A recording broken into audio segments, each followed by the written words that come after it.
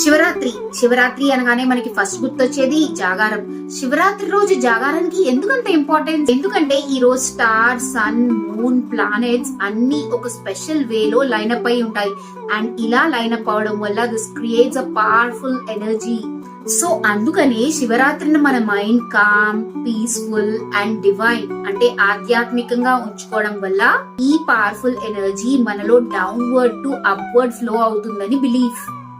ఇది సైంటిఫిక్ గా అనుకున్నా కూడా ఇప్పుడు according to Hindu mythology Mahashivratri నాడు మహాశివుడు హ్యూజ్ బ్లేజింగ్ అంటే అనంతంగా ప్రకాశవంతంగా తేజస్సుతో జ్యోతిర్లింగంగా ఉద్భవించారంట. అండ్ అంతేకాదు శివరాత్రి నాడు శివుడు పార్వతి కలయిక అని కూడా చెప్తారు.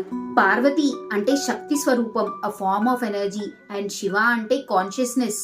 అంటే అందుకే సైంటిఫిక్ గా కూడా Shivratri is the union of energy and consciousness అంటే శక్తి స్పృహ కలయిక. అందుకే శివరాత్రి జాగరణకి అంత ఇంపార్టెన్స్. సో ఇప్పటి సిచ్యువేషన్స్ లో జాబ్ ప్రాబ్లమ్స్ వల్ల, హెల్త్ ఇష్యూస్ వల్ల హోల్ నైట్ జాగరణ అయితే చాలా మందికి పాసిబుల్ అవ్వదు.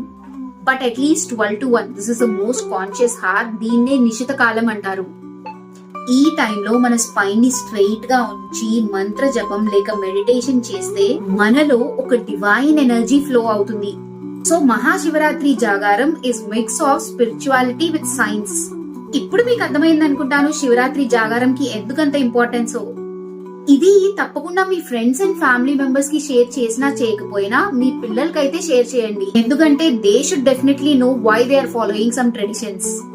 Follow for more.